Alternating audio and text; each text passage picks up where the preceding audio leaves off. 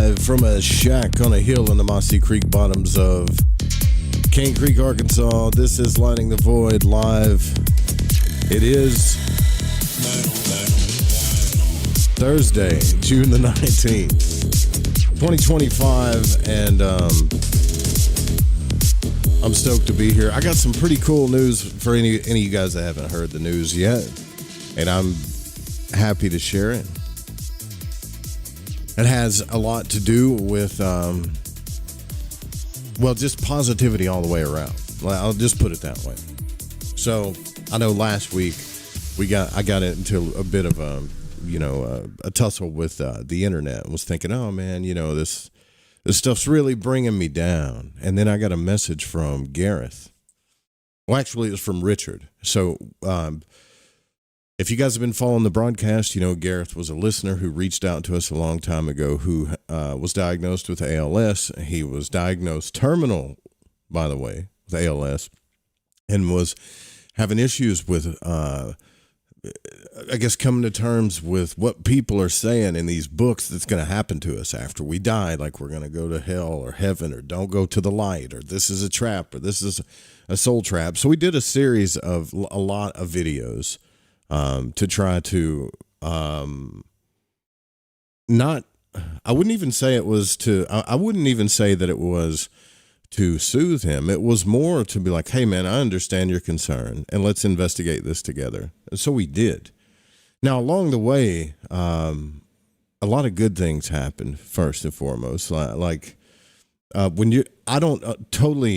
not a doctor. Okay. So I don't really know about all of this stuff, but I do know that ALS is a bad deal. I mean, you're pretty much trapped in your body. Well, there was a time when he couldn't even breathe on his own, but now he's doing that. And then he started moving his finger, right? That's unheard of. Typically, from what I understand, what happens with this disease is that it gets to a certain level and that once it gets to a certain level, you just kind of slowly digress over time. But what's happening with Gareth is remarkable. At this point, truly remarkable. Even his neurologist is saying that it's a miracle. He said in his 30 years of work, he's never seen anything like it. So now, not only is Gareth breathing on his own, he's moving his fingers and his legs. And they've done tests on him, and they're seeing that the nerve damage that was done is starting to reverse. Now, I don't know how he's doing this. Okay, I know that the few conversations that I've had with him, I sent him some meditations that Joe Dispenza did, and he's really leaned into that. But I also know that the love and support from this community has been a big help for him. A massive help for him. So this guy is my hero. For real. Like truly my hero.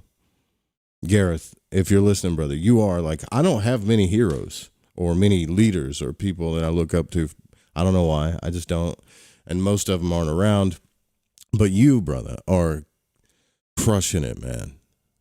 I don't understand how this is even happening. His neurologist doesn't understand how this is happening. But Joe Dispenza can explain it away. I think it has to do with the power of, what I think is happening is Gareth is healing himself.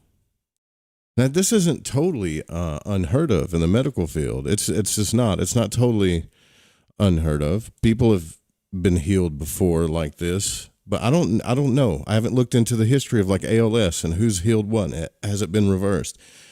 But I do know that his neurologist is calling it a miracle. Have you guys ever spoke to neurologists before, ever in your life?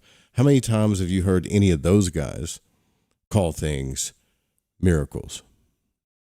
So Gareth, we love you, brother. Keep up whatever you're doing, man. Just keep it up, and we got your back. I know that he was resting when Richard reached out to me, and I don't know any more than that. But when I do know, I will let you guys know. And I know that there are some of you that are reaching out to Gareth and that have checked in with him. Whatever messages you guys have, that's none of my business. But whatever you're doing, it's helping him. And he gives a lot of love and credit to this community for supporting him. So, guys, please keep it up, okay? And speaking, it was good news, man. When I read that, I was like, holy crap, this is amazing. Yeah, this is like, because for my, like I said, man, from my understanding, ALS is not something that starts to reverse. Is it totally unheard of? I don't know. But that's amazing. Truly amazing. Doc says, truly an awesome report. Positive intentions work, even 0 point aging. Good. Yeah, man, that would be nice. I need to look into that. Because I think I've reached, I don't know about some of you, but if you're getting to close to 40 as a man, you better watch out, because there's a time where you're just going to like energetically peak. And then after that, you gotta do more than you used to do. I'm dead serious about this. Like, you got to do more than you used to do to feel the way you used to feel. That's just the way it is. So maybe we'll look into that 0 point aging too. But I wanted to share that news with you guys tonight. That way, whoever is, whatever you're doing, man, like if you're just praying, sending love, sending messages to Gareth, whatever you're doing, it's helping. But all the credit to Gareth for healing himself, man. That is truly remarkable. I know for sure that it has something to do with the power of the unconscious and the subconscious mind, just like Dispenza talks about, and other people, but mainly like Dispenza's really big on this. That you could heal yourself from the inside out. It's amazing. The human body really is amazing. It's like we're completely fragile to lots of things. But at the same time, it's the greatest machine in the universe, right? I mean, I could throw a wrench into any machine and it'll break. You throw a wrench into a human body and it starts to mold and meld and try to spit the wrench out. Wild, man. This stuff is wild. I'll keep you guys updated with that the more I look into it. But so tonight we're going to continue to journey inward, not just into psychology. And I know it's not as cool and as exciting as the out-of-body experience. However, if you don't deal with this part of yourself, this is something I've learned, okay? If you don't deal with this part of yourself, any places that you want to travel in the unconscious, like even in the locale area of the out-of-body experience, you're going to have to deal with this stuff sooner or later. The unconscious, to deal with this place, is inevitable. There's no escaping it. You can't escape it. You can live in delusion and pretend that it doesn't exist and project all of your crap onto your reality and other people, but it's there regardless. It's always going to be there. So as we journey inward, not just into psychology, but into the very soul of man, this guy, Carl Jung, he dared to confront the unknown within in a way that I think at the time was braver than most. And Carl Jung's black books were never meant for public eyes. Keep that in mind too. So it'd be like someone peering into your diary or whatever that you're doing. It was never meant for public eyes. Yet here they are. A raw dialogue with the unconscious. And what happens when you turn off the world and turn inward? I do it all the time. But I don't think I've done it as hardcore as this guy. But what spirits and archetypes and shadows are going to rise up to meet you if you do this? Are you afraid to? That's the bigger question. Like, are you afraid to do this? If you're being honest with yourself, man, am I really afraid to delve this deep into myself? Again, because if you don't, whether you're lucid dreaming, going out of body, practicing manifestation, whatever the hell you're doing, this stuff is going to rise to the top. Like the first bubble when you start boiling water, it's going to show up. So remember, these were written between 1913 and 1932 during Jung's confrontation with the unconscious. And all this stuff preceded the Red Book. So it's not psychologically, I would say, clinical. It's not polished. It's just his descent into the self. Now, I forget where we left off, but I wanted to start back in November 26th in 1913. Okay, so we're going to dive right into this because I know time flies by at night here. What's up, Hope? Long time no see. Hope, Doc, Jay, Pound Town, Sweet to Catch a Live with Wolf. What's up? So he says, in which underworld am I? Is it dark and black as death? Everything deceives. And then the voice says, don't let yourself be distracted from what you have to do. Well, what is it I shall do? Tell you more about my inner matters? Shall I overcome the daemon? We call those demons now, but the daemon of my interior? Is it the 100-headed dragon? I have to bid silence to all these voices that want to hinder me. They want to block the way with painful mockery. Otherwise, I won't cut through. I remember last time he was talking about all the voices, all of the voices in your head, the voices that are criticizing all the time. It's like a serpent. It's a thing that keeps you from traveling to heal yourself, I guess. Is it really your firm will, my soul? Don't ask why, to what end? Is it useful? Is it valuable? Do it. And despite the tiresome toil of doubt, the mountain shall be climbed. Despite the conviction, near conviction, of the worthlessness of the undertaking, faith shall triumph. Without the quietest, the supremely quiet proof of the correctness and the value of my action, my pen bristles regardless. Of what importance of the intellect, life pushes me beyond criticism. You, my soul, you alone, know that it is not hypocritical self-admiration, not hubris, that drives me forth to take or to talk to you about me. You want it, and I cannot resist you. And hence I set about speaking again to you about things of which I have spoken before, about my dreams. And then he has like this parentheses that says, shut up, disgust. You got to remember, like, these are like the critical voices in his head, the same ones that are in our head too. I would think that shut up, disgust is part of that. So half a year or so before I had that dream about the white bird, I dreamed the following. I was in a southern town on a rising street with narrow half landings. It was 12 o'clock midday and bright sunshine. An old Austrian customs guard or someone similar passes by me. And lost in thought, someone says, I think we did this one before, but I want to go back over it. This is the one who cannot die. He died already 30 or 40 years ago, but has not yet managed to decompose. I was very surprised. Here a striking figure came, a knight of powerful build, clad in yellowish armor, and he looked solid and inscrutable, and nothing impresses him. On his back he carried a red Maltese cross, and he has continued to exist from the 12th century, and daily between 12 and 1 o'clock midday he takes the same route. And no one marvels at these two apparitions, but I was extremely surprised. In other words, some weird stuff's walking by, like this yellow knight, and nobody seems to be surprised about it but him. Yeah. So I hold back my interpretive skills as regards the old Austrian. Freud occurred to me as regards the knight, maybe being myself. But inside a voice calls, what's up, Jenny? Inside a voice calls, it is all empty and disgusting, and I must bear it. And after that, I had this dream around a year and a half ago. I'm lying on my bed with my wife in a chamber with an open ceiling, similar to the roofless houses of Pompeii.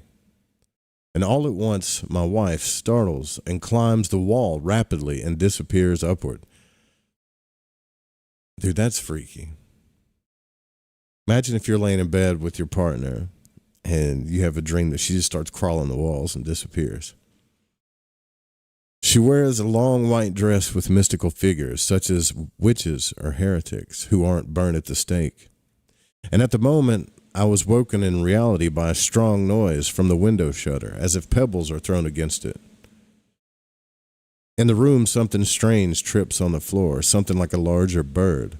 So I rushed to turn on the light. It says I rushed to make light, but it's the same thing we do when we rush to turn on the light when we get freaked out. And outside the moon shines bright, and everything is still. Inside, nothing. I look at my watch, and it's 3 o'clock. Of course, it's the witching hour.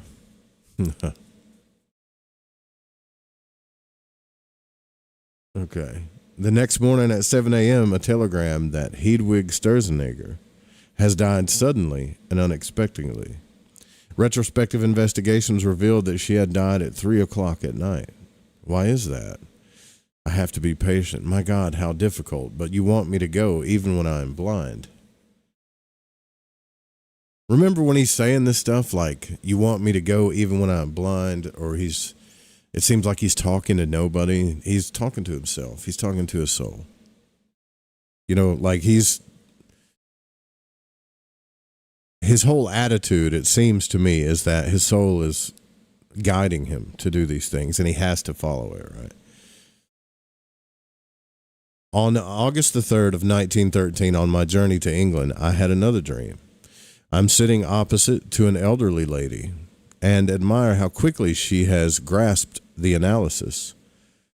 Suddenly there appears a little child's hand, and it turns my head around, and I see the little blonde girl with ineffable delight, and she kisses me, and I wake up with tears of emotion. This dream provided me with great assurance for the time in London. And it has a parenthesis that says Congress. 3 weeks ago, I had a long dream. It was the Middle Ages, and I am together with peasants who want to plunder a monastery. At nightfall, the monastery ought to be captured, and we hide ourselves in the shadow of the wall. Remember this, we talked about this before, but the leader, a bad fellow, he gets frightened and retreats. I stay, though. My mother-in-law has brought home with her an interesting book from Munich entitled The Spread of Buddhism in England. And there it is shown that Buddhism monasteries spread all over England in a dangerous way. And it comes with depictions of monasteries in medieval forms, circumvallated twice with big cannons.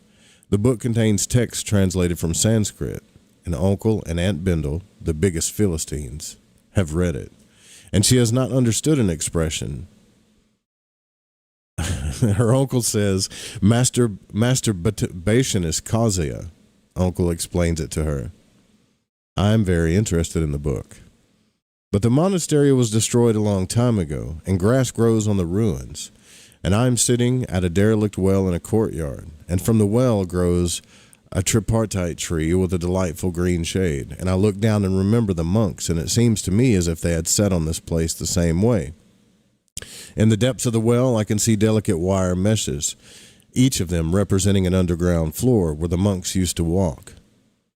On the uppermost mesh lie small pea-sized red pellets, and these are falling into the depths and getting caught in certain meshes. This way, the upper meditating monk can indicate to the observers below what thoughts he has. The monastery is in existence again, and I am in the past. A mighty corridor. I see lay brothers, strong men in different costumes, furs, white pleated clothes, medieval to ancient. That I am in the refectory, a hall as big as a church with 3 mighty arch windows, Renaissance style, gray marble columns, and everything is mighty and beautiful and wide. A long laid table below the windows, the abbot sits in the middle, lost in thoughts, disheveled hair, and then he has some ideas that he just notes on the side that says maybe a lunatic or a Dionysus. And not far away from him sits someone with a female face. The reason why I'm going over this again, this is important, okay? Colorful groups of young men with beautiful spiritual eyes. I leave and suddenly an old college friend is standing in front of me. An unstable, insignificant person, a chatterer. And I ask him, do you still remember how we were together in the monastery of Aschenbach 90 years ago? Was this a men's or women's cloister? He says with a distinctive smile. Of course, a woman's cloister. I thought after waking, a man's cloister. Ever since then, many new thoughts about new forms of society. And then he just leaves it right there. So the next one's November the 28th, 1913. With inner resistance, I approach this book. I ceaselessly devalue it, and yet something forces me to dive into it, actually into myself. Why? It wants to follow this way. Strange. So my soul leads me into the desert of my own self. Remember, we talked about this last time, like, what is the desert? When you read that stuff, when you read about that in like biblical text, when you go into the desert 40 days and 40 nights. Does it literally mean that you walked into the desert alone, or is it a metaphor for something else, right? I did not think that my soul is a desert, and yet it seems to be the case. A barren, hot desert, dusty and without drink. The journey leads through hot sand, slowly waiting without a visible goal to hope for. It seems to be necessary that way. In former times, I would have revolted against these thoughts.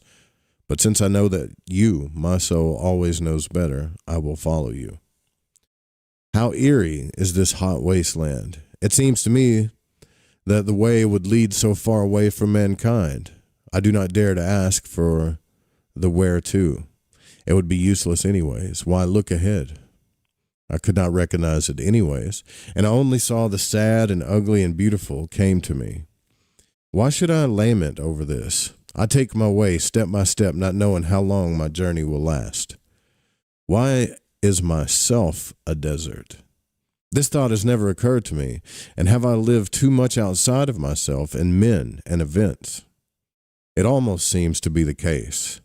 And why then did I avoid myself? Was I not dear to myself?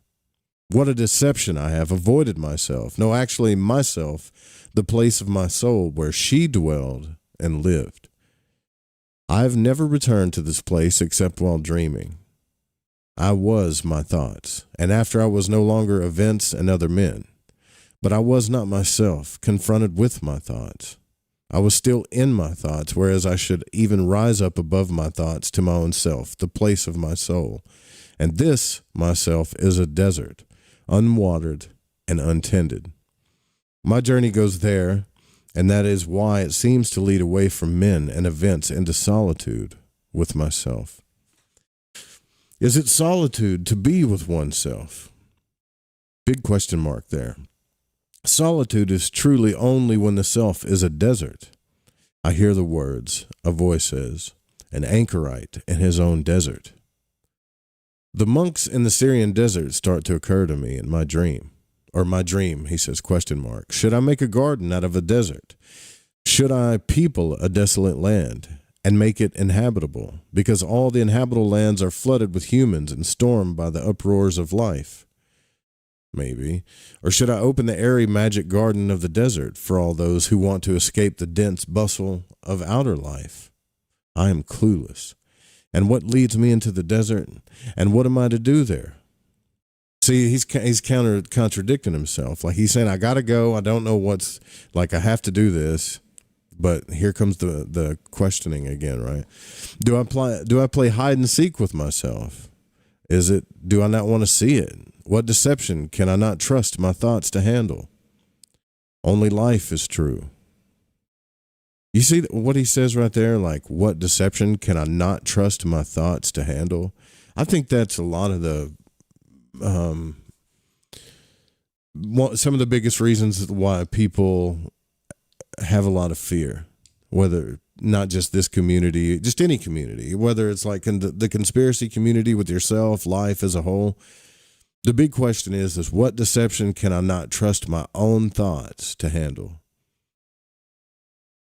Only life is true, and only life leads me into the desert. Truly not my thinking, which would like to return to thoughts, to men and events, since it feels uncanny in the desert. So I ask you, my soul, my life, what am I to do here? I hear the cruel word, wait. This is the devil's most horrible punishment of hell. He lets people wait, and torment belongs to the desert. I actually know it, but I didn't want to know. And the desert, waiting. And for what? Nothingness surrounds me with an echo, and yet the feeling of events crowded behind the faraway horizon, occasionally conjuring up a fata morgana. But reality is waiting. I think of Christianity in the desert. Physically, those ancients went into the desert. Did they too enter the desert of their own self? Or was their self not as barren and desolate as mine? There they wrestled with the devil, and I wrestle with waiting. And it seems to me not less since it is truly a hot hell. I am tired, release me. I know like that's something that I've been thinking about since we talked about that last time, man. The waiting of the desert.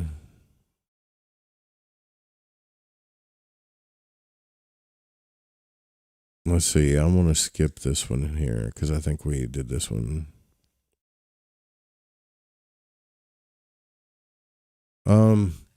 So the biggest thing here to realize is these were like really early visions. You know that he had encounters with Elijah. He had this dark sea vision that is, all of this stuff is in his works too. He had a massive like vision of descending into the depths or meeting an old man and Solomon. I mean, if you're keeping up with like Jung's work, you know this stuff, right? But this is all kind of in the black books as he jotted down too. So imagine when we say like keep a dream journal, keep doing this stuff. This is kind of what he's doing. Like every time he has a vision or he goes into himself or he's doing active imagination, he's just writing it down. I think it's a really good thing to do.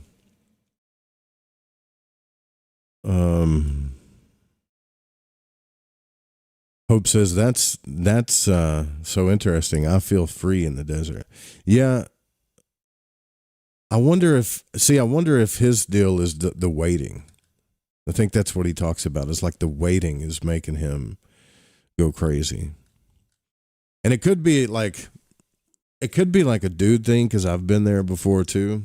You know, like you get inspired to do certain things or whatever. And I don't want to project my stuff onto what he's saying. It could be totally not even the same thing he's talking about. But for me, when I read this, that's what it sounds like to me.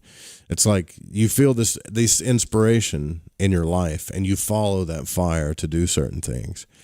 And then eventually when it gets fulfilled, you don't really even know that it's fulfilled. You just kind of fulfilled something. And then the next thing you're doing is you're kind of sitting around and you're waiting. You're waiting for another like inspiration or an answer or something.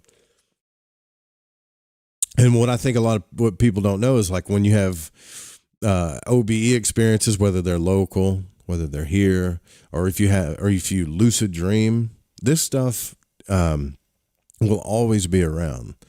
Like the stuff that you don't deal with in yourself. And I also understand like this is why some people can fly to whatever realms of whatever and other people can't even get past the vibratory state when it comes to the OBE experience. And in lucid dreaming, why some people can just go on and on and on and never have any kind of unconscious interference, and some of us do. We have unconscious interferences all the time, you know. The desert of despair. Yeah. So let's see. I mean, at the end of this, he says, I am tired, release me. So this is December 11th. After a hard struggle, I have come a piece of the way nearer to you. Remember, he's just trying to find his soul. Because when he started this, he's just like, hey, soul, where are you? You know. How hard the struggle was. I had fallen into an undergrowth of doubt, confusion, and scorn. Only the love of those to whom I gave love saved me from the darkness. That's a pretty profound statement right there. Only the love of those to whom I gave love saved me from the darkness. You notice how he doesn't say, only the love of those who gave me love. Right? Only the love of those to whom I gave love saved me from the darkness. No faith helps, nor does any dogma, but only the living thing. The relation of love is kind of, it's scribbled out here, but the love of those to whom we have given love. I think that little statement right there in the black books might be one of the most profound statements in this entire text. It's a possibility. No faith helps, nor does any dogma, but only the living thing, the love of those to whom we have given love. I have gained an insight from this struggle. I need to be alone with what seemed most valuable to me, my spirit, and must give what seemed cheapest to me, the human, to men. This curious reversal is new to me, but this necessity thrust itself upon me. I come with empty hands to you, my soul. What do you want to hear? And this voice says, if you come to a friend, do you come to take? Question mark. I knew that this should not be so, but it seems to me that I am poor and empty, and I would like to sit down near you and at least feel the breath of your animating presence. So his unconscious, it's kind of like when you do active imagination and you just let things come to you. You don't block them off. You don't censor them or any of that stuff. When you do active imagination, you just let things come to you. That's it. A voice came to him and said, if you come to a friend, do you come to take? So he's grasping for straws at his soul. I need answers. Give me this. Like, where are you? This, all this stuff. And this inner voice says, if you come to a friend, do you come to take? Does that mean he's supposed to give to his soul instead of trying to find answers? Like he's the one supposed to be giving answers to his soul? I don't know. So it seems to me that I am poor and empty, and I would like to sit down near you and at least feel the breath of your animating presence. My way is hot sand, all day long, just a sandy path. And my patience is sometimes weak, and once I despaired of myself, as you know. And a voice says, you speak to me as if you were a child complaining to its mother. I am not your mother. Well, I do not want to complain. But let me say to you that mine is a long and dusty road. You are to me like a shady tree in the dry desert, and I would like to enjoy your shade. And a voice says, you are pleasure-seeking. Where is your patience? Your time has not yet run its course. Have you forgotten why you went into the desert? Well, my faith is weak. My face is blind from all that shimmering blaze of the desert sun. The heat lies on me like lead. Thirst torments me, and I dare not think how unendingly long my way is, and above all, I see nothing in front of me. And the voice says, you speak as if you have still learned nothing. Can you not wait? Should everything fall into your lap, ripe and finished? You are full, yes, you teem with intentions and desirousness. Do you still not know yet the way to truth? It stands open only to those without intentions. Do you still not know that fulfillment comes only to the one who does not desire, to the one who is not greedy? I know that all of these are also my thoughts, but I hardly live accordingly. And then the voice says this, well, how, tell me, do you then believe that your thoughts should help you? I confess that I have, that's when, I bet he's starting to feel like he's going crazy right now, right? I confess that I have not a few, but many thoughts that I do not live, and from which nevertheless I expect help and efficacy. I would always like to refer to the fact that I'm a human being, just a human being who is weak and sometimes does not do his best. And the voice says, is this what you think it means to be human? You are hard, my soul, but you are right. How little adept we are at living. We should grow like a tree that likewise does not know its law, as the lilies of the field. But we tie ourselves up with intentions, not mindful of the fact that intention is the limitation. Yes, the exclusion of life. And how much childish, short-sighted egotism lies in an intention. We believe that we can illuminate the darkness with an intention, and in that way aim past the light. But how can we presume to know or to want to know in advance from where the light will come to us? Let me bring only one complaint before you. I suffer from scorn, my own scorn. And the voice says, do you think little of yourself? I do not believe so. Then listen, you think little of me? Do you still not know that you are not writing a book to feed your vanity, but that you are speaking with me? How can you suffer from scorn if you address me with those words that I give you? Do you actually know who I am? Have you grasped me, defined me, and made me into a dead formula? Look at that, dead formula. I told you guys, man, formulas are dead things. Have you grasped me, defined me, and made me into a dead formula? Have you measured the depths of my chasms and explored all of the ways down which I am yet going to lead you? Scorn cannot challenge you if you are not vain to the marrow of your bones.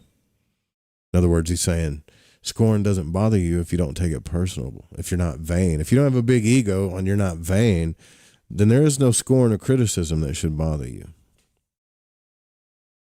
Your truth is hard, he's saying to us all. I want to lay down my vanity before you, since it blinds me. See, that is why I also believed my hands were empty when I came to you today. I did not consider that it is you who fills empty hands if they just stretched out willingly to sacrifice. Yet they do not want to, because I thought that I have to offer it and forgot about you, as if I did not know that I am your vessel, empty without you, but brimming over with you. But impatience is tearing me apart. What is this all about? Where does this road end?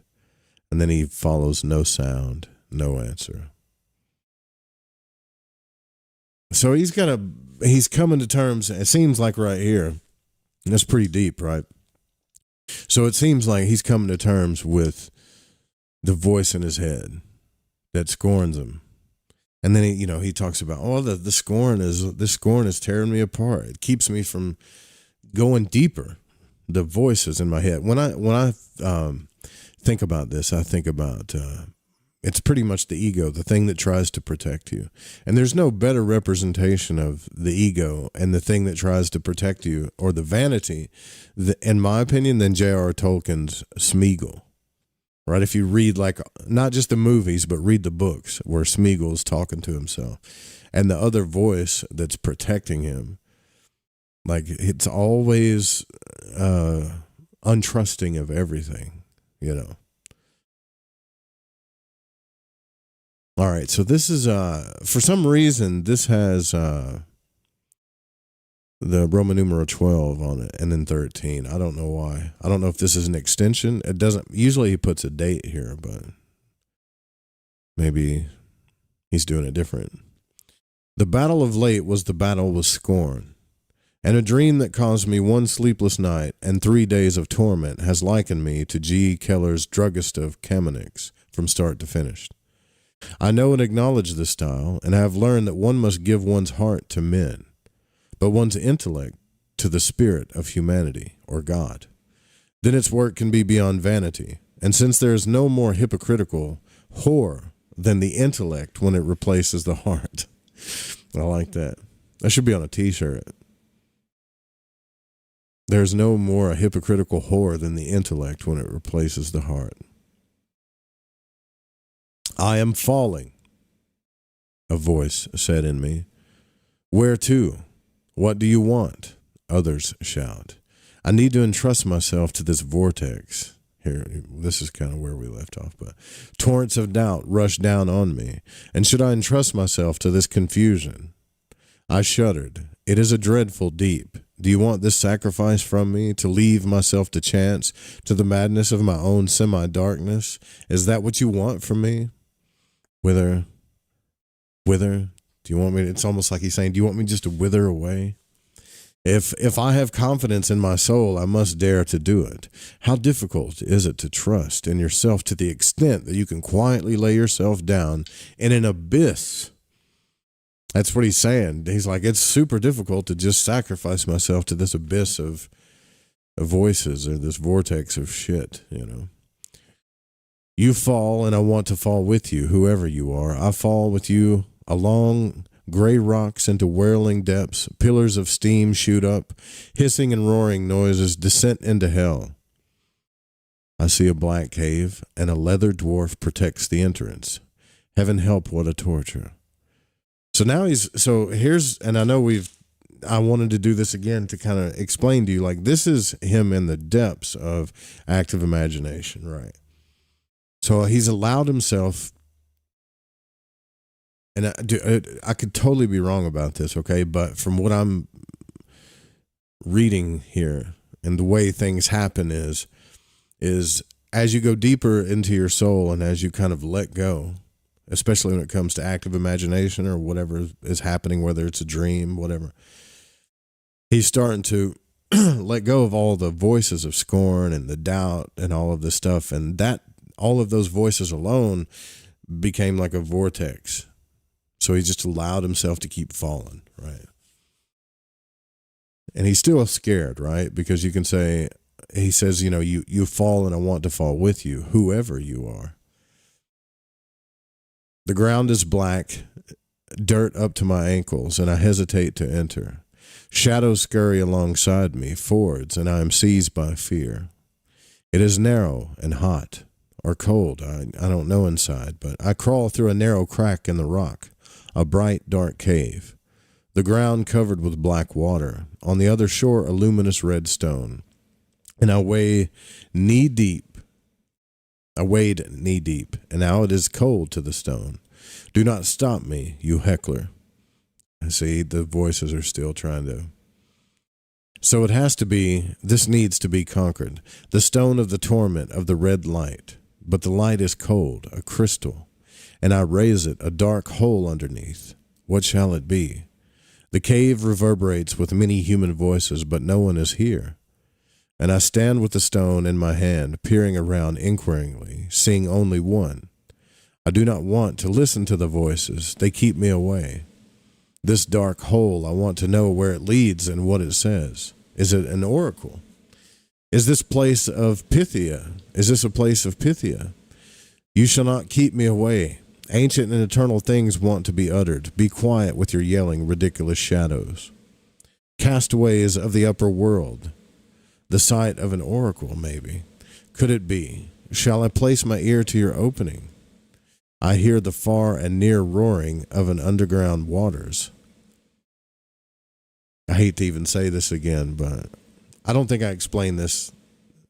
Anyways, the bloody head of a man on the dark stream, someone wounded who swims in horrible depths. He does not know, or is he numb, frozen in the icy cold in the posture of a swimmer. An immensely large black beetle floats past like a scarab.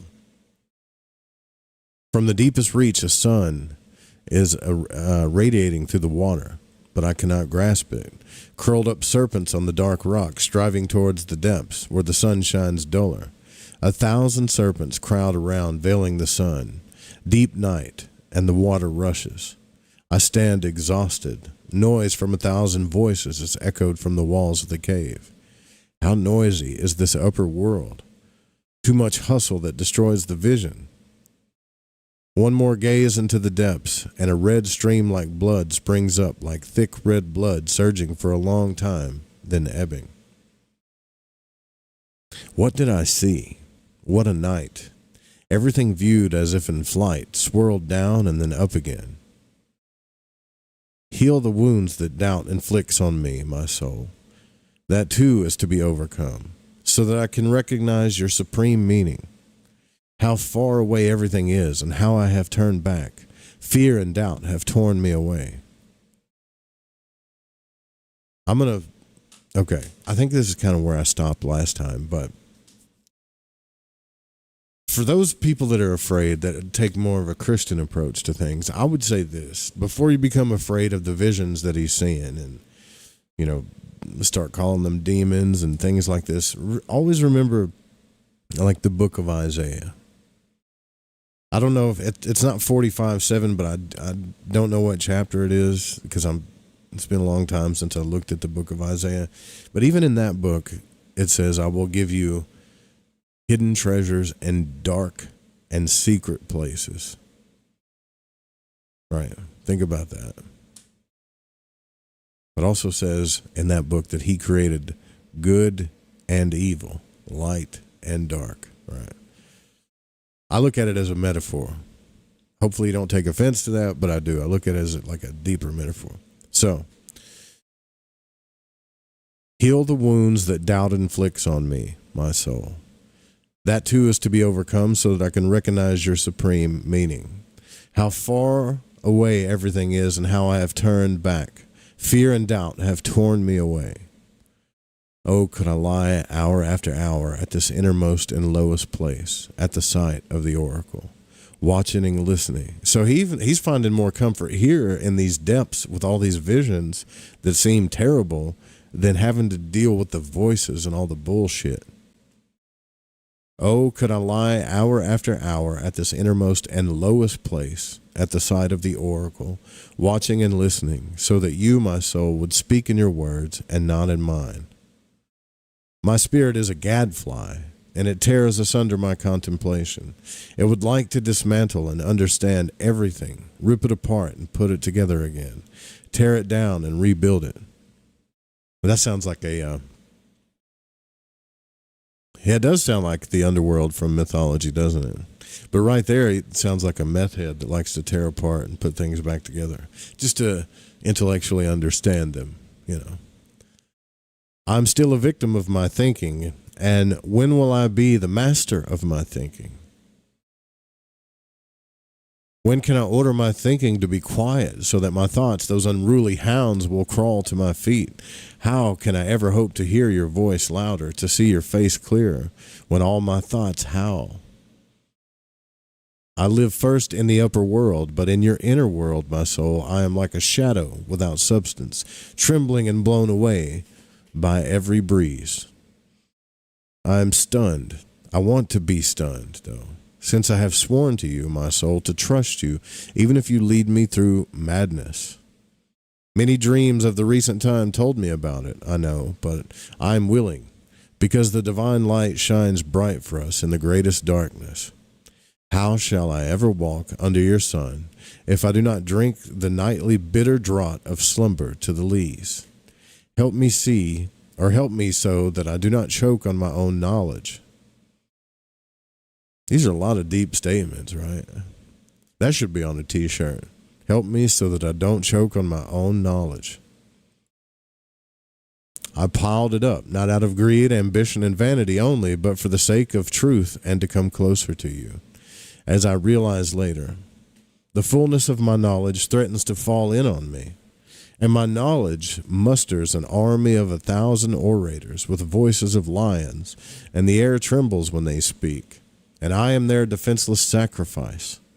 They claw at me and drag me away from your silence and from the blessed depths, where only truth well up the deepest contemplation, where past and future converge rustling, and where I see in dark puzzling images the future and the images of the remotest past. Keep interpretation far from me, that bad prison master of science who binds the soul and imprisons it in a lightless cell, but above all protect me from the venomous serpent of critique, which is a healing serpent only on the surface, yet in your depths is an infernal poison and agonizing death. I want to go down, cleansed into your depths with white garments, and not rush in like some thief seizing whatever I can and fleeing breathlessly. Let me persist in divine astonishment so that I am ready to behold your wonders, which emerge from the eternal depths. Help.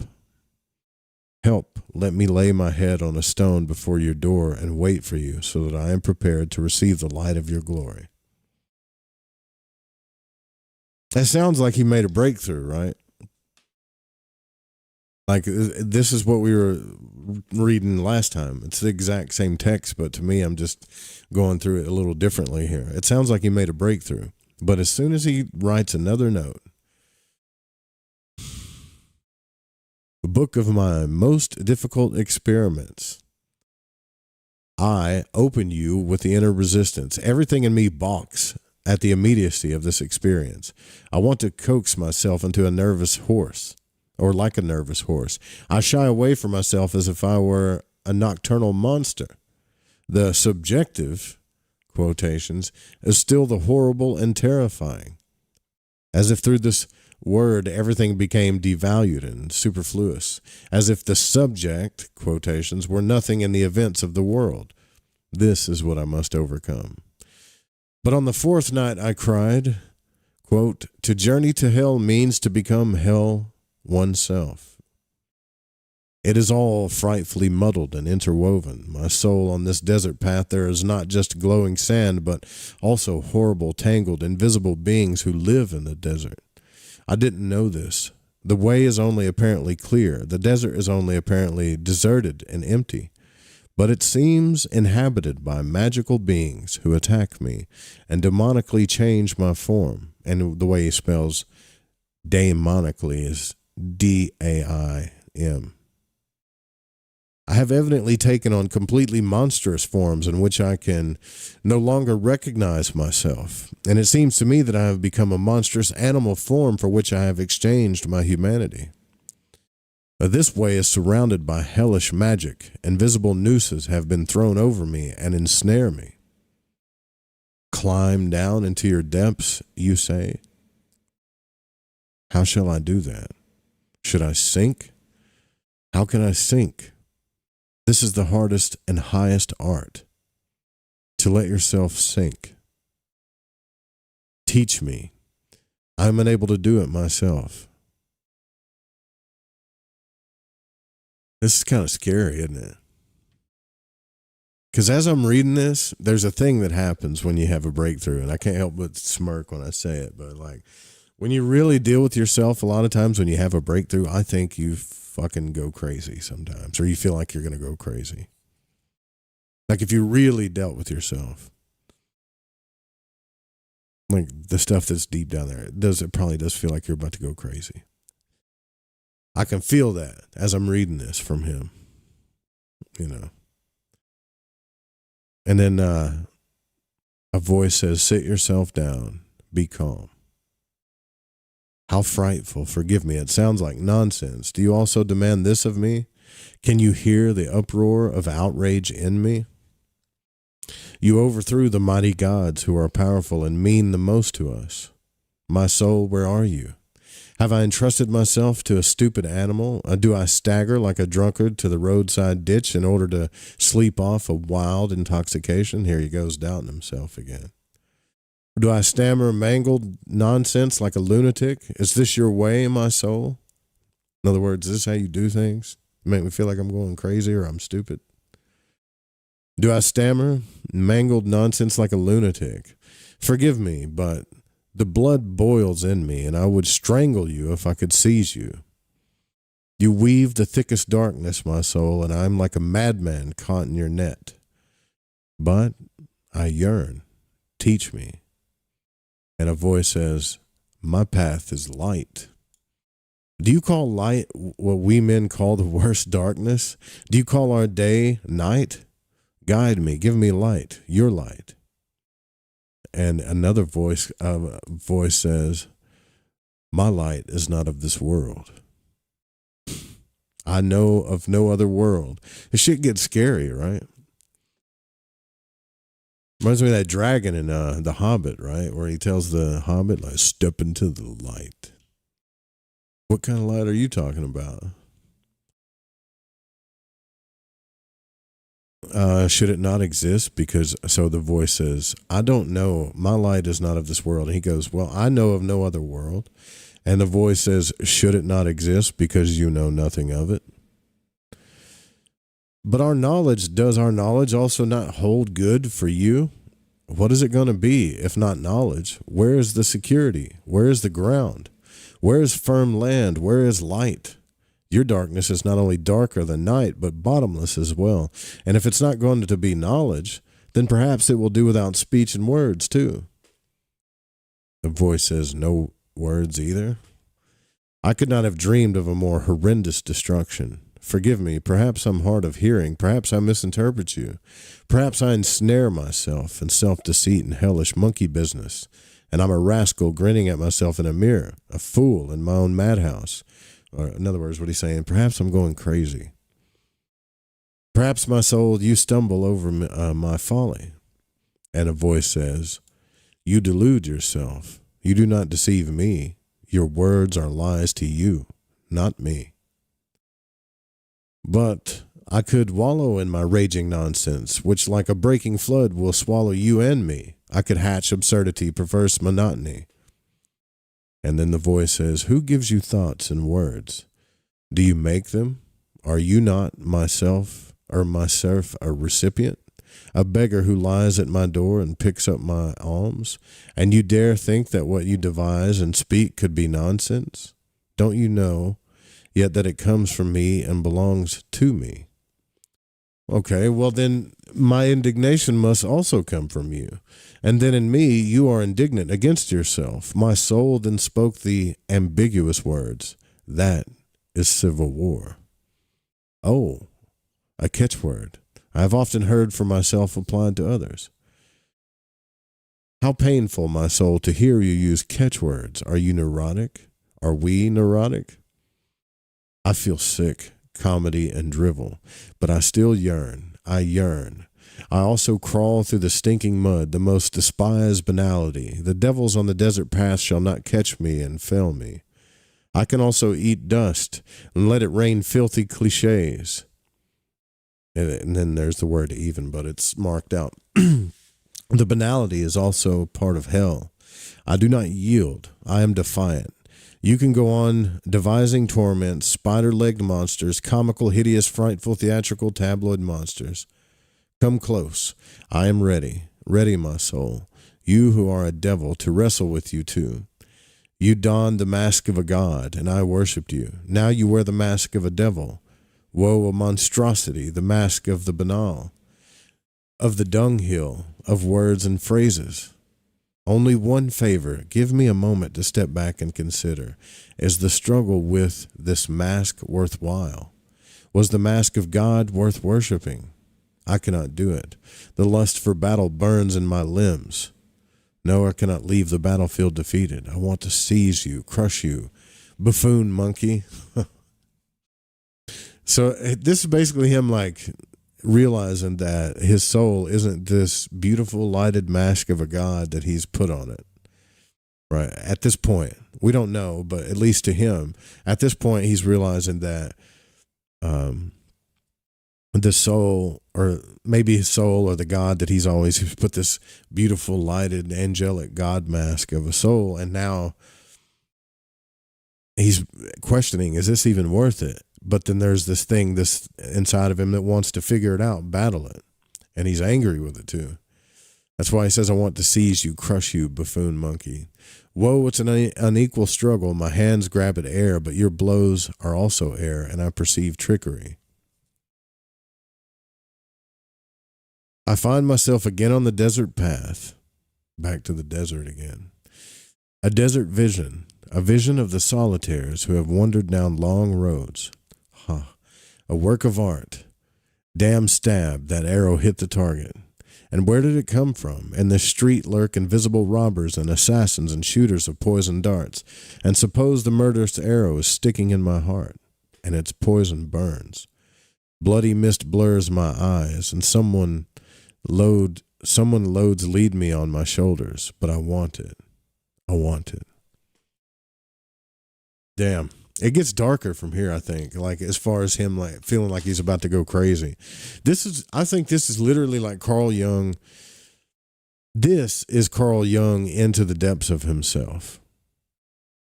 Like if we did the same thing, like if we did our own shadow work, I don't assume that it would be the exact same thing or any formulas or any of that stuff. But the cool thing is just observing like Carl Jung, really one of the greatest psychological teachers of our time, deal with his own shit.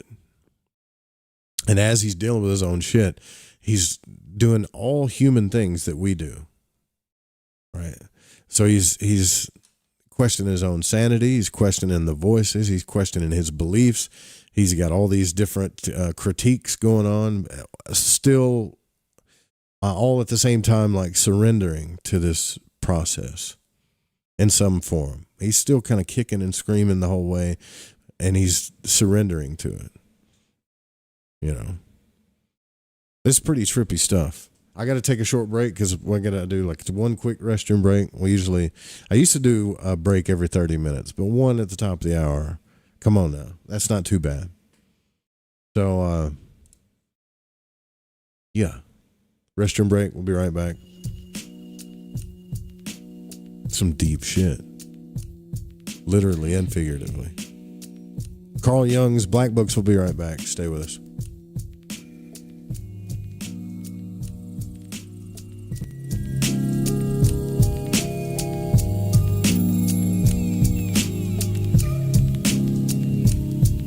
I was sitting in a room that looked out on stillness filled me. Bitterness drifted from me. I was as near paradise as I am likely to get again. I was thinking of the chaos we had caused in one another. I was thinking of our future. All of our lives they've had control of us through their schools, through their electronic media. They've had control of us all of our lives. They have programmed us. They have made us become reactionary. We don't think, we react to what they do. They tell us that progress means all these things have to happen. They tell us that we can't go back to the old way. They tell us be realistic. But there is no old way, no new way. There is a way of life.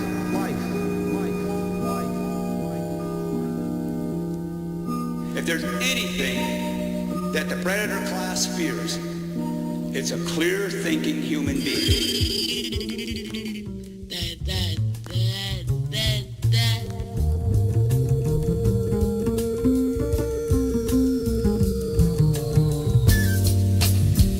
Here we are now, a little bit after the middle. We're searching for something, but we've got no idea what it is. On this distracted earth, sucked dry by the vampires of finance, the world of man and of so-called culture grins back at us. Periodically it may shift and go into some other directions, but one of the main things we'll try to demonstrate is you can't build humanity, you can't build a beautiful society by tearing down anyone else. Truth crushed to earth will rise again. You can't hide truth forever. It will come out.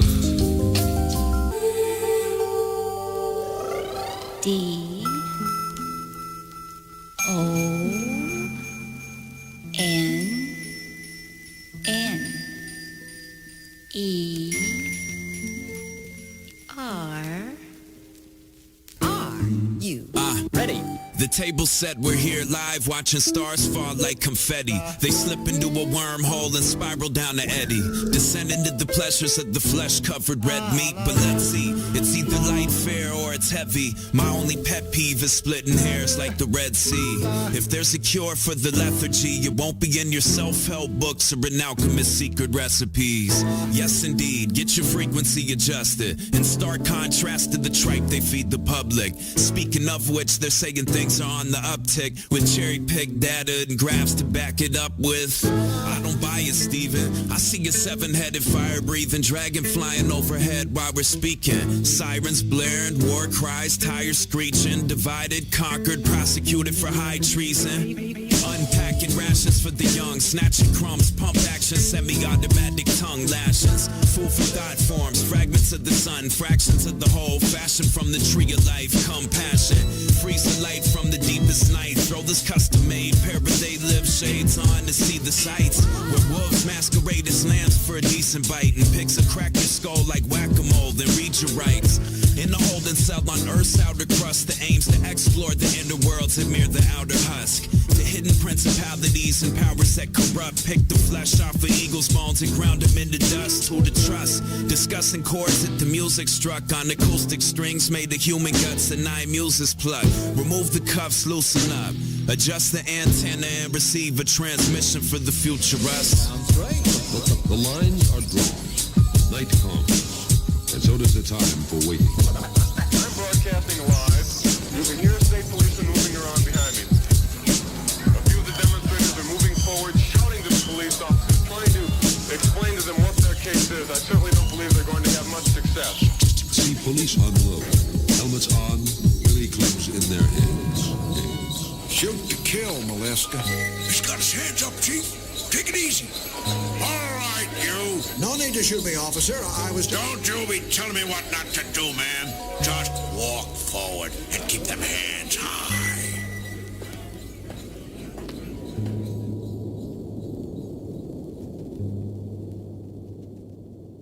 I brush my teeth twice daily and smile. Broadcasting from Forest Tower Studios, all the way from the Deep South. Now, here is your host, Joe Root.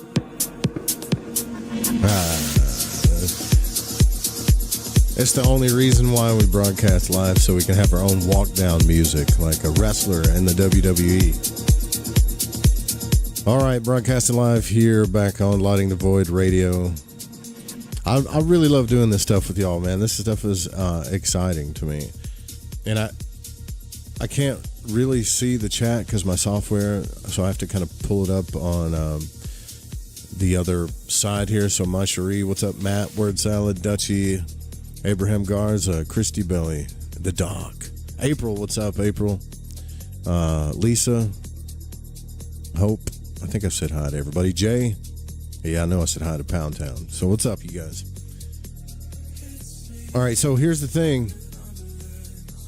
We are in the depths of Carl Jung's Black Books and Active Imagination.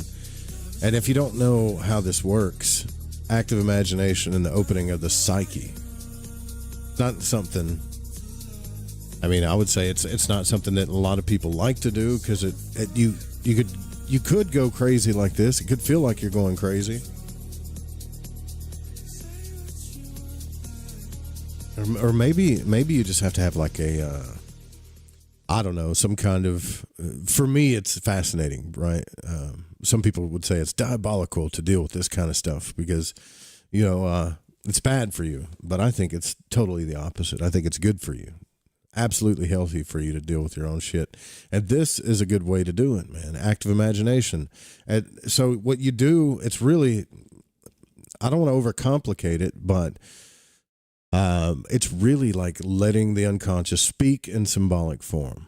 And in his case, the voices speak to him, right? Like voices and visions, but he also talks about his doubts and all of these things. But you have to like kind of talk to these sometimes inner figures without censoring them, like let them talk. So I think the hardest part is actually getting down there, getting past all the M-band noise, so to speak. And, and we can tie this into what is called like modern shadow work. But the real question is have you ever talked to a voice in your head that wasn't yours, or that you thought wasn't yours?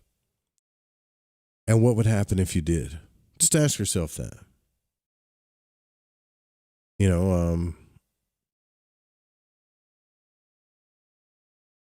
Are you afraid that you might confront something terrifying? And what's going to happen if you do, right? Like, are you going to go down into your own darkness? Is the hero inside of you going to die?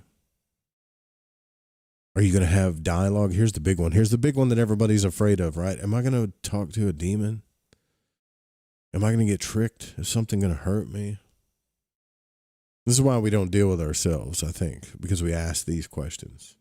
Because if you, in my opinion, this is only my opinion, but if you knew who you really were deep down, I don't think you would be afraid of any of it. But anyways, I'm digressing. So let's jump into this, where most people don't dare to go. And he says here that the following night was terrible, and I soon awoke from a frightful dream. Oh boy. I was with an unknown youth, a brown savage, he says, and a mighty mountainscape before daybreak. The eastern sky was already lit. Then Siegfried's horn resounded over the mountains with a jubilant sound, and we knew that our mortal enemy was now coming. We were armed and lurked beside a narrow rocky path to murder the hero. And then he came, high across the mountain on a chariot made of the bones of the dead, in a white garment with black mystical figures, and drove with unbelievable boldness over the steep rocks, and arrived at the narrow path where we lay in wait. And as he came around the turn, we fired at the same time and wounded him fatally. My companion left me in order to attend to the hero one last time, that is, to finish him off. And thereupon I turned to flee. A terrible rain swept down, and I bounded up nimbly an incredibly steep path, and later helped my wife, who followed me at a slower pace, to ascend. Some people mocked us, but I didn't care, since this showed that they didn't know that I had murdered the hero. And you could tell this is kind of like a dream, because this stuff is just happening like it doesn't really make sense. One scene goes into the next, right? But after this dream, I went through a mental torment unto death, and I felt that I must kill myself. I could not solve the riddle. I knew that I must shoot myself if I could not understand the dream. This is Carl Jung talking here. Gradually it dawned on me that the highest truth is one and the same with the absurd. In this moment, the enormous tension was released, and like rain, it swept away everything that was tensed, too highly strung. And soon sleep returned and brought with it a curiously beautiful image. Forms walked clad in white silk in a colored atmosphere, and each surrounded by a strangely fragrant, glowingly tinted aura, some reddish and the others bluish and greenish. A magical, spiritual, and sensual feeling radiated from this image, and I fell asleep like a convalescent. I've stridden across the depths and see light, but it seems to me that I am in a new world. Where am I? Through painful guilt, a new man, a newborn maybe. I just say maybe because there's a question mark there. I don't know the way or the wherefore. I have, I assume, not yet learned how to walk in this new state.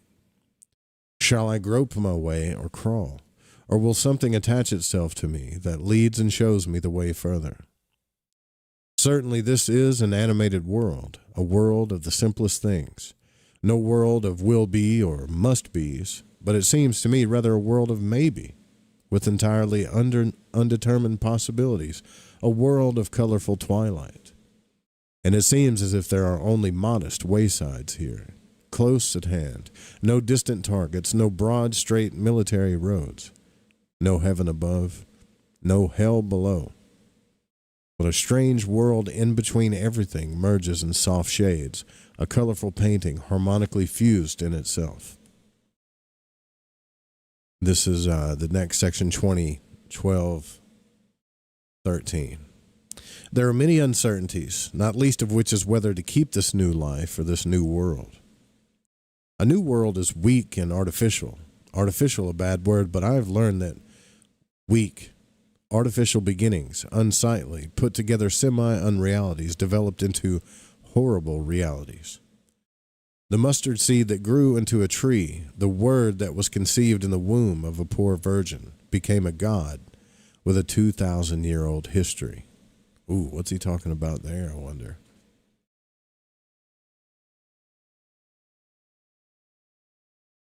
What's up,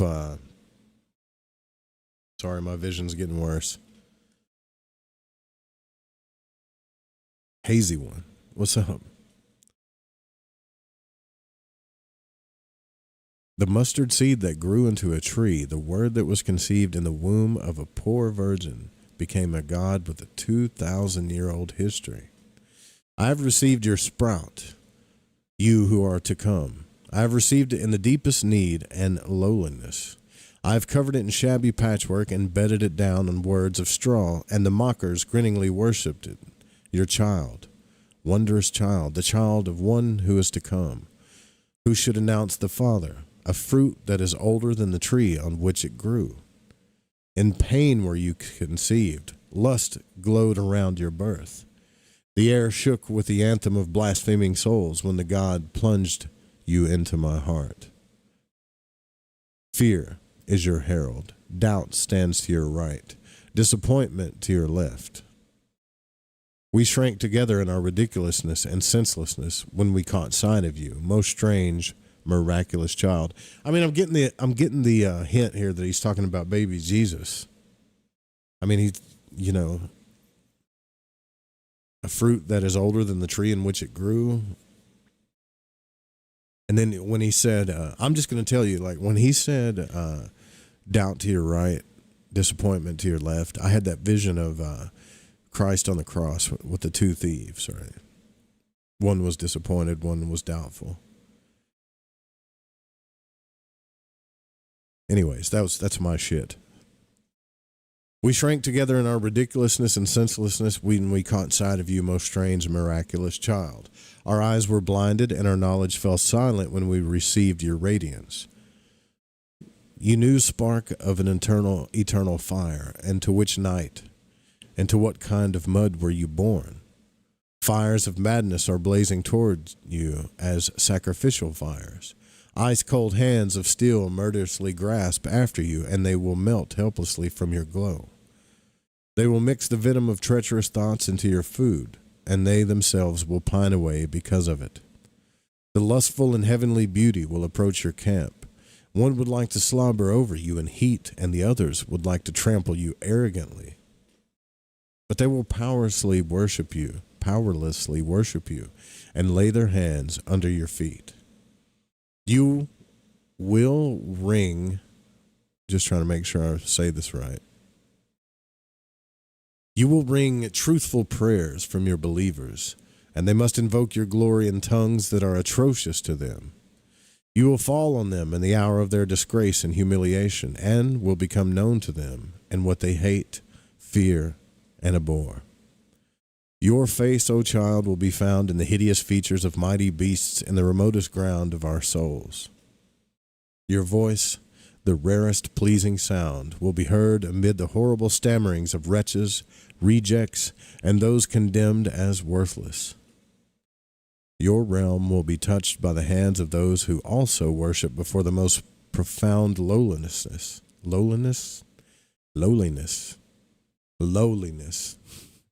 and whose longing drove them through the tide of evil. You will give your gifts to those who pray to you in terror and doubt, and your light will shine upon those whose knees must bend before you unwillingly and who are filled with resentment. Your life is with he who has overcome himself and who has disowned his self-overcoming. Oh, I know that the salvation of mercy is given only to those who believe in the highest and faithlessly betray themselves for 30 pieces of silver.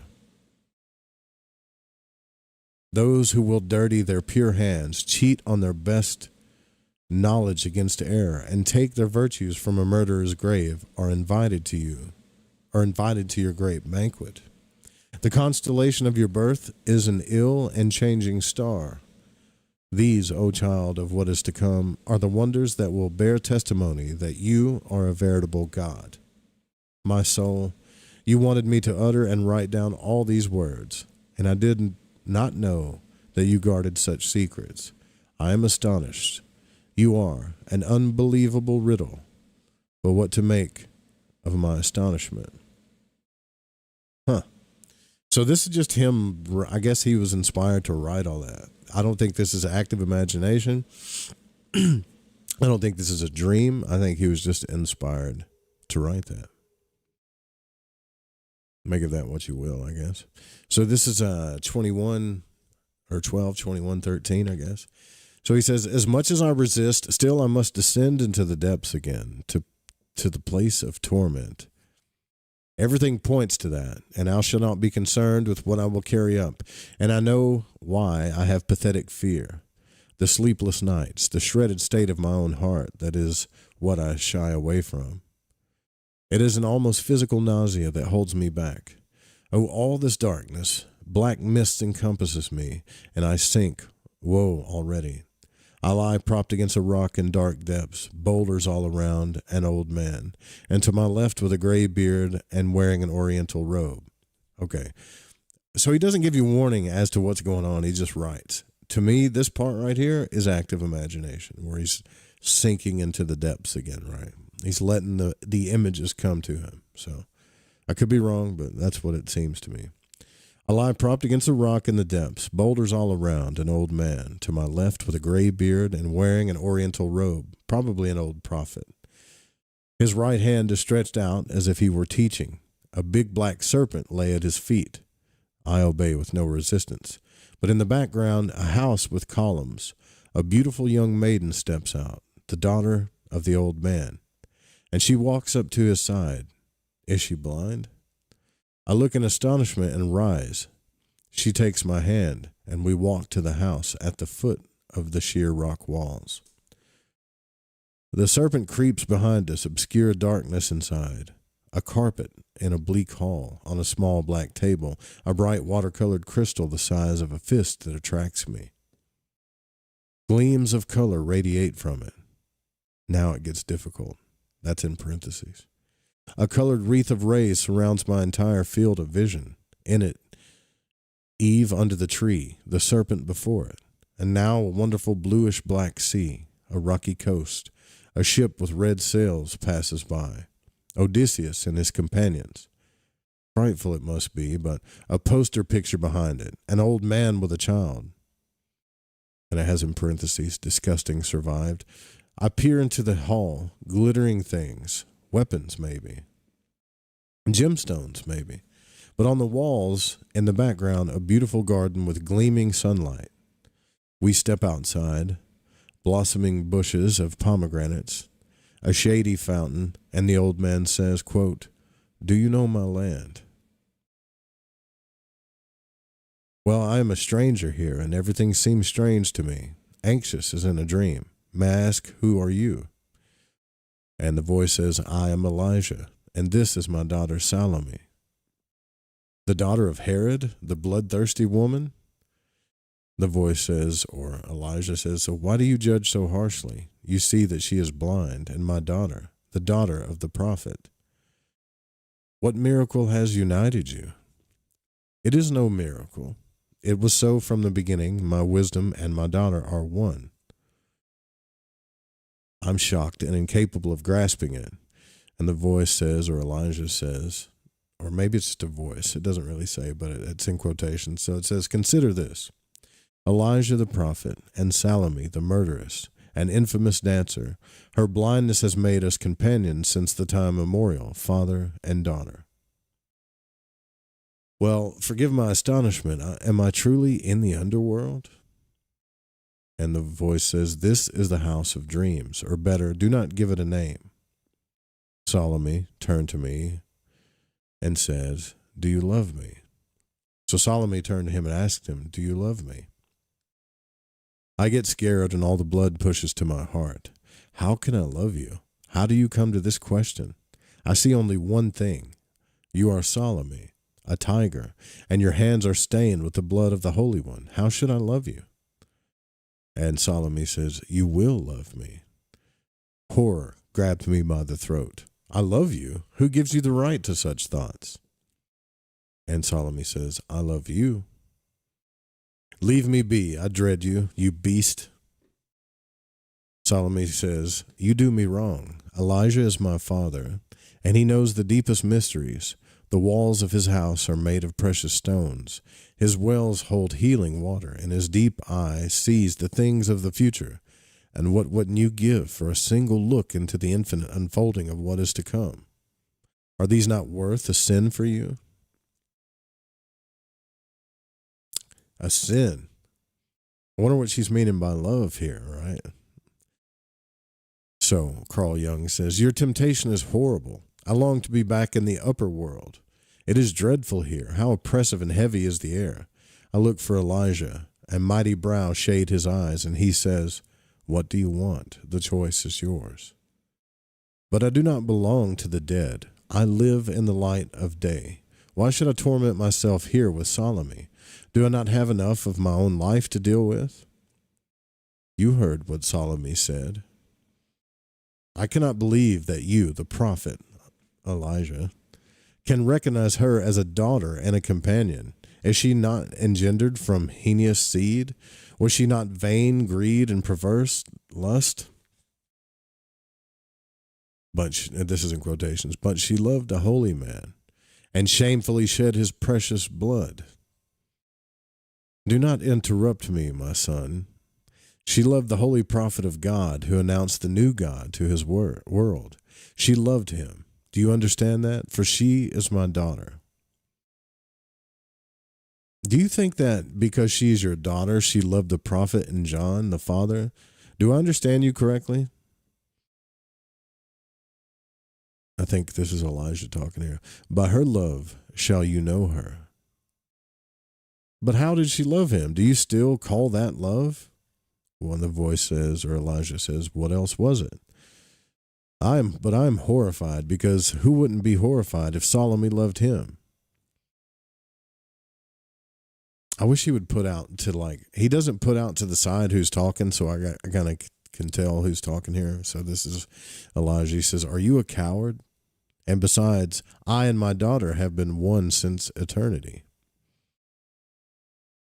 Back to Jung here. "So you pose dreadful riddles. How could it be that this unholy woman and you, the prophet of your God, could be one?" Elijah says, "Why are you amazed? But you see it, that we are together." "Well, what my eyes see is exactly what I cannot grasp. You, Elijah, who are a prophet, the mouth of God, and she, a bloodthirsty, horny monster. You are the symbol of the most extreme contradiction. We are and really together and are not symbols. We are real and together." Holy trippy thought right there, right?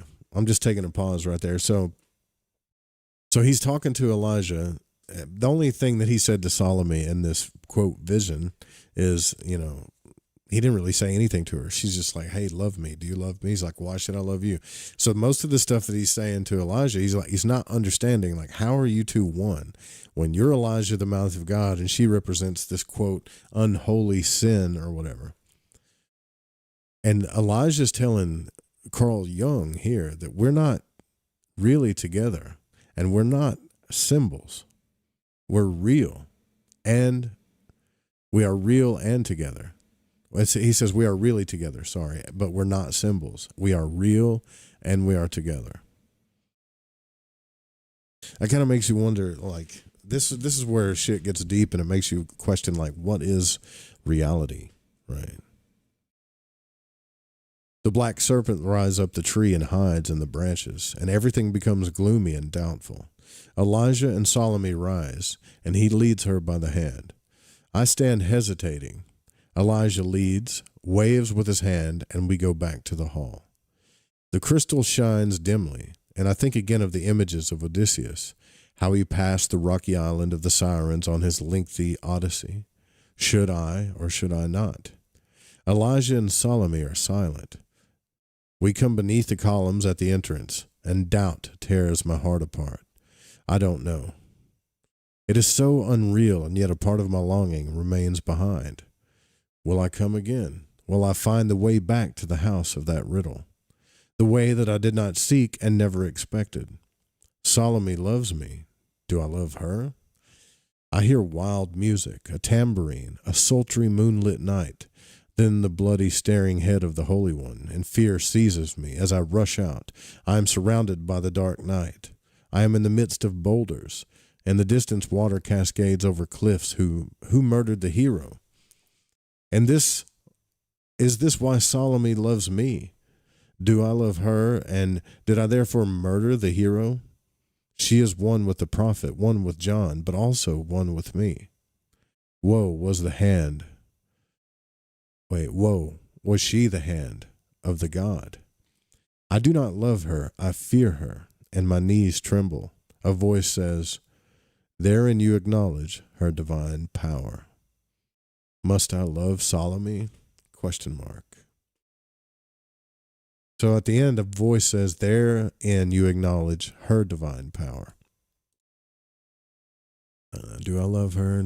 See, that's a deep, deep thing. You remember too that the whole is Elijah John and is John Elijah thing. Like I don't know if any of you read the Bible or get into that stuff. It's not really a religious discussion, but in the Bible they say that John is Elijah.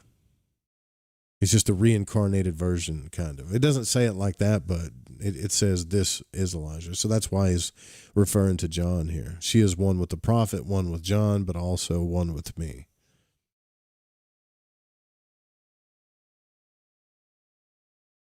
At the same time, though, I wonder if he's like projecting, because he grew up in his era like Christian, so he probably knows all the biblical stories and stuff. And it makes me wonder if he's projecting the anima onto this figure of Salome. At the same time, when I say projection, these figures in his vision are telling him that they're absolutely 100% real. Trippy. Okay, 22. This might be the last one before we wrap it up tonight here. I don't know. 22, 12, 13. He says, what am I going to write? Everything is dark in front of me. No shape, no bright, and no dark. It is the gate to darkness. Who enters there must grope what is closest. He must feel his way from stone to stone. No clear thought comes toward him. One has to sample them all. Valuable and worthless must be embraced with the same kind of love. Because in this world of darkness, our values are suspended. A mountain is the smallest nothing, and a sand grain contains kingdoms. Or it may not. Every value judgment must fall off from you. Equally, every other logical judgment, even your taste, must be shed before the gate.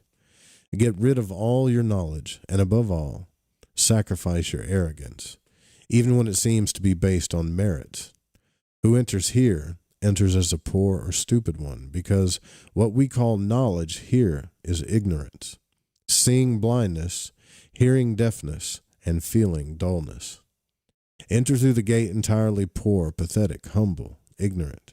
But even in your poverty, ignorance, and humility, do not be greedy and presumptuous and expect neither bread nor stones, but look without desire and passion. Turn all your anger against yourself, because only you can hinder yourself from looking. The mystery play is delicate as air and thin smoke, and you are brutal matter that itself is already disturbingly heavy. Yet all your hope, which is your greatest good and highest ability, proceed and serve you as a leader in the world of the dark, because it is of similar substance as the creations of this world. Let your hope swell toward it into the indeterminable. Is this like Carl Jung telling us how to go into the depths here? I'm already standing on this waste spot in the rocky depth that seems to me like a giant crater. In the distance I see, nestled in the hillside, the White House with columns. Everything is bleak, foggy, and night-like. I see from afar Salome in a white dress, walking along the length of the wall towards the left, touching the wall like a blind person. The black serpent behind her, the old man stands under the portal. He waves to me from the distance. Hesitantly, I draw closer. He calls Salome back, and she approaches him and leans against him. She is like someone suffering. I cannot detect any sacrilege in her nature, but her hands are white and her face has a gentle expression. The serpent lies before them, and I stand before them clumsily, uncertain, like a stupid boy. Here I am again, I would like to say, but the words get stuck in my throat, and everything is terribly uncertain and ambiguous. The old man eyes me searchingly. What do you want here? He asks in a harsh tone. Forgive me, it is not my obtrusiveness or arrogance that leads me here. I am here, perchance, not knowing what I want, but I admit that a longing has brought me back, a longing that stayed behind in your house yesterday. I see how Salome raises her face, softly smiling to the old man. It looks like quiet happiness. Yes, it looks like that. But isn't she Salome? You see, Prophet, I am tired. My head is as heavy as lead. I'm lost in my ignorance, and I have toyed with myself enough. I played hypocritical games with myself, and they all would have disgusted me were it not clever to perform what others expect from us in the world of men. It seems to me as if I were more real here, and yet I do not like being here. I even believe it resists me. Wordlessly, Elijah and Salome step inside the house, and I follow them reluctantly. A feeling of guilt torments me. Is it bad conscience? I would like to go back, but I have to. I have to feel it. The hall is bleak, and there is the shining crystal, and I need to walk up to it and look into its play of fire. I see a fiery corona, the mother of God, with a child as if in an old painting. Peter stands to her left, bowing, and Peter alone with the keys, the Pope with a triple crown and a festive audience. A sitting Buddha appears in a circle of fire, now a many-armed Kali. These are all visions that just keep coming. This bloody goddess, now Salome herself, desperately wringing her hands, now that white shape of a girl with black hair, my own soul, and now that white shape of a man, which also appeared to me at the time. It resembles Michelangelo's sitting Moses. It is Elijah. Elijah and Salome stand before me, real as if softly smiling. And these visions are full of torment, and the meaning of these images is dark to me. Elijah, please shed some light. Elijah waves silently and leads the way towards the left, and Salome enters a colonnade to the right. I follow Elijah into an even darker room. There seem to be bookshelves on the walls. A burning red lamp hangs from the ceiling, and I sit down exhausted in an armchair. Elijah stands before me leaning on a marble lion, and behind him are bleak, dark, and red little window panes, and he speaks. Are you anxious? Why are you afraid? Your ignorance is to blame for your bad conscience. Not knowing works like guilt, but you believe that it is the urge towards forbidden knowledge that causes your feeling of guilt. You err, especially about yourself. Why do you think you are here? I don't know. I sank into this place when unknowingly I tried resisting the not known. So here I am, astonished and confused like an ignorant fool. And I experience strange things in your house, things that frighten me and whose meanings I do not know. So Elijah says, so listen, if it were not your law to be here, how would you be here? I am afflicted by fatal weakness, my father. No, you are evasive. You cannot extricate yourself from your law.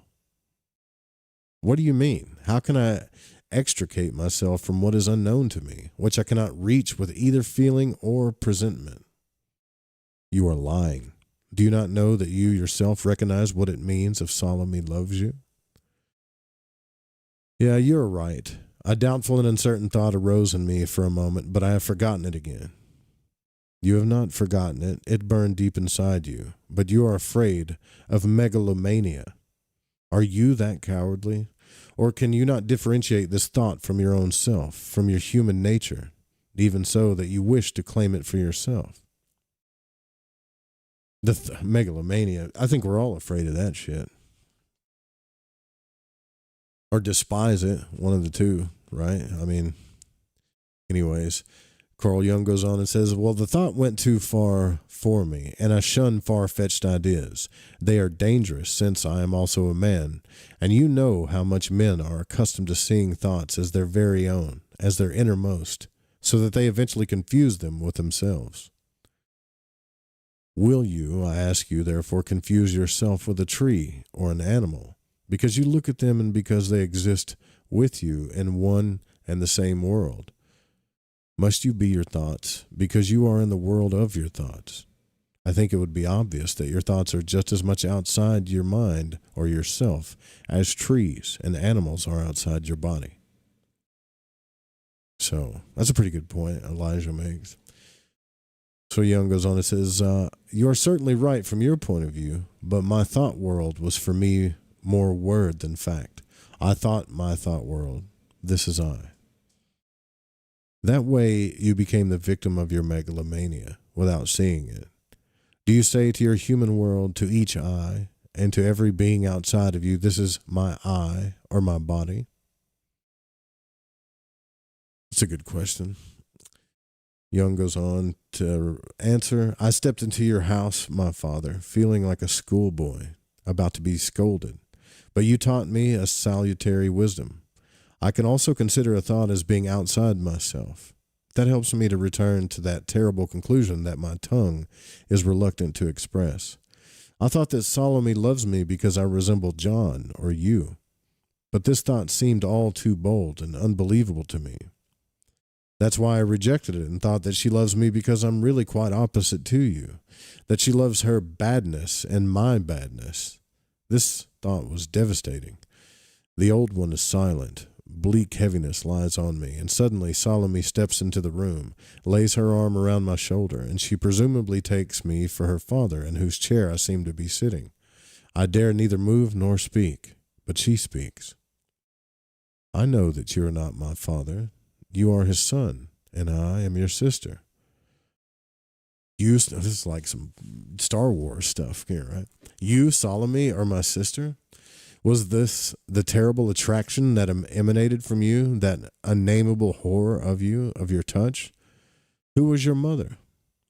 And then she goes on to say, Mary. It is a hellish dream, Salome, Elijah, Mary, our mother. What madness lurks in your words? The mother of our Savior, our mother? And when I crossed your threshold today, I foresaw calamity. Alas, it has come.